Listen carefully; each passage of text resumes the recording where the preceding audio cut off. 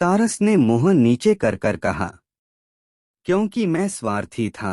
मेरे दोस्तों ने मुझसे कहा था, अगर मैं उस बक्से को चुरा लूंगा तो मुझे बहुत पैसा मिलेगा। मैं लालची था और मैंने यह जाने बिना अंदर क्या है, उस बक्से को चुरा लिया। मेरे कारण पृथ्वी पर दुष्ट आत्माएं आईं। जब मुझे पता चला ऐसा मेरे कारण हुआ है, मैंने इस दुनिया को बचाने के लिए अपनी यात्रा शुरू कर दी। चैतन्य ने पूछा, लेकिन तुम वहां से कैसे बच निकले? तारस ने कहा, क्योंकि भगवान मेरे दिल में रहते हैं और मैं अपने दिल की सुनता हूं। मैंने अपनी दिल की सुनी और मैं उस जगह से निकल गया। चैतन्य ने पूछा, लेकिन कैसे? तारस ने खिड़की से बाहर आसमान में देखकर कहा, जब मैं उस यंत्र को बंद करने के लिए कब्रिस्तान जा रहा था, दुष्ट आत्माओं ने यंत्र को नष्ट कर दिया था और उन्होंने मुझे वहां भेज दिया जहां से कोई नहीं बच सकता, लेकिन मैं बच गया क्योंकि भगवान ने मेरी मदद की। 2 दिन बीत गए, पृथ्वी पर अभी भी कोई सूरज नहीं निकला है। हर जगह अंधेरा है और लोग डरे हुए हैं और हम नहीं जानते उस यंत्र का निर्माता कहाँ है और पुलिस के पास कोई सुराग नहीं है। चैतन्य ने पूछा, अब हम क्या करें? हमने उनके घर में उनके कार्यालय की जांच की, पर वो नहीं मिला। तभी गड़ा ने कहा, सर मुझे लगता है वो गायब हो गया है। चैतन्य ने अपनी पीठ तारस की तरफ कर कर गड़ा से कहा, हमें उसे किसी भी कीमत पर उसे खोजना होगा। हमारे पास पर्याप्त समय नहीं है। क्या उसके पास और कोई संपत्ति है? गड़ा ने अपना सर हिलाते हुए कहा, नहीं सर, फिलहाल हमें इसकी कोई जानकारी नहीं।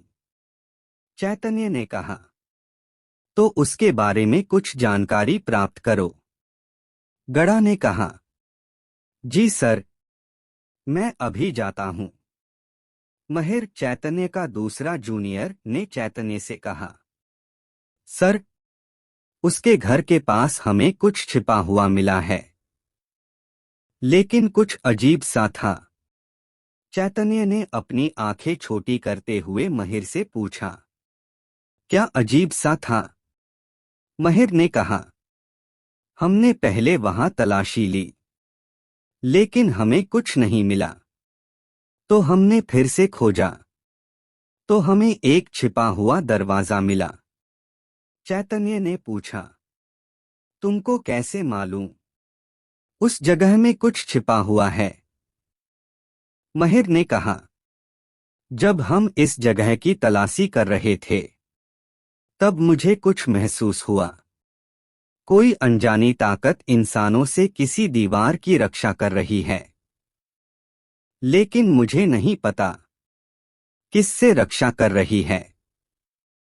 तारस ने महिर की तरफ देखकर चैतन्य से कहा, चलो वहां चलते हैं और दरवाजा खोलते हैं।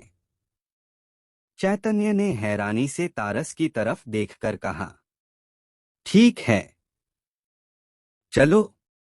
उस जगह में तारस ने दीवार को दोनों हाथों से छूते हुए पूछा, दरवाजा कहाँ है? महिर ने दीवार की तरफ देखकर कहा, दरवाजा यहीं था। गड़ा ने भी दोनों हाथों से दीवार को छूते हुए कहा, यहां कोई दरवाजा नहीं है सर। महिर ने कहा, लेकिन सर, मुझे लगता है दरवाजा छिपा हुआ है। जब हम अधिकारियों के साथ वहां पहुंचे जहां उन्हें वो दरवाजा मिला जिसकी बात महिर कर रहा था, अचानक मैंने दरवाजा देखा। तभी अचानक दरवाजा गायब हो गया। मैं अकेले अंदर जाऊंगा। और आप सब लोग यहीं रहिए, मैं आता हूं। जब मैं दरवाजे के सामने खड़ा था, पहले तो मुझे पता ही नहीं चला मैं दरवाजे के सामने खड़ा हूं। तभी अचानक दीवार का दरवाजा अपने आप खुला। तब मैंने एक गुप्त प्रयोगशाला देखी, तो मैंने देखा एक नोट वहां लटका हुआ था। मैंने नोट लिया और मैं वापस आ गया, और दरवाजा अपने आप खुल गया और बंद हो गया और दरवाजा गायब हो गया।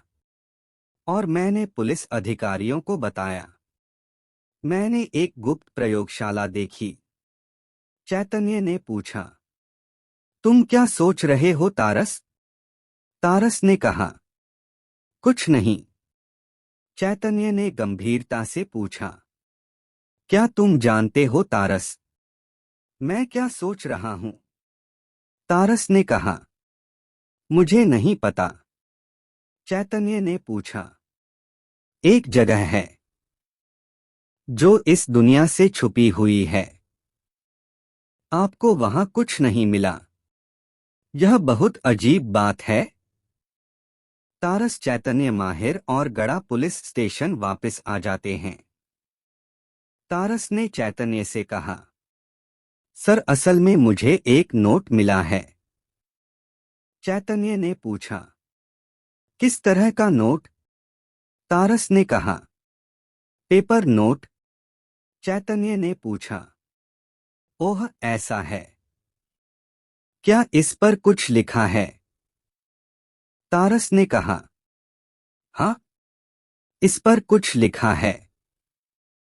चैतन्य ने कहा, तो तुमने मुझे इस नोट के बारे में पहले क्यों नहीं बताया? पुलिस स्टेशन में क्यों बता रहे हो? तारस ने कहा, क्योंकि ट्रॉय जिसने मुझे फंसाया था, उसने अपने एक जासूस को मुझ पर नजर रखने के लिए भेजा है। अगर मैं आपको इस नोट के बारे में वही बता देता, तो उसे पता चल जाता हम क्या करने की कोशिश कर रहे हैं, और फिर वो हमें रोकने की कोशिश करेगा। चैतन्य ने कहा, तुम वहां पर 15 मिनट तक रहे और तुमने केवल एक नोट मिला।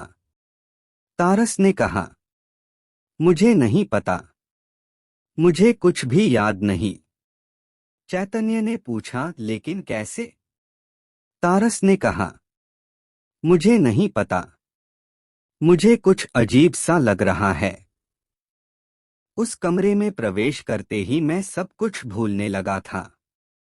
मुझे ये भी नहीं याद रहा था मैं उस कमरे में क्यों गया था, और मुझे एक शक्ति महसूस हुई।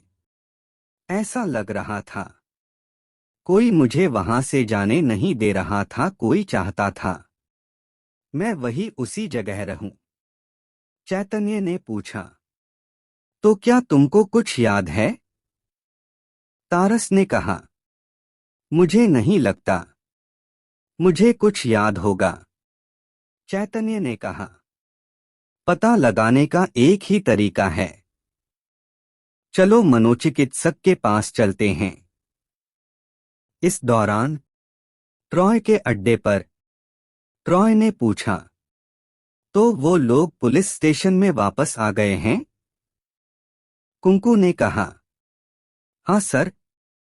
ट्रॉय ने पूछा, क्या उन्हें कुछ मिला? कुंकू ने कहा, नहीं सर। ट्रॉय ने कहा, उन पर नजर रखे रहो और मुझे बताते रहो। कुंकू ने कहा, जी सर। पूरी कहानी प्रतिलिपि पर पढ़े। धन्यवाद।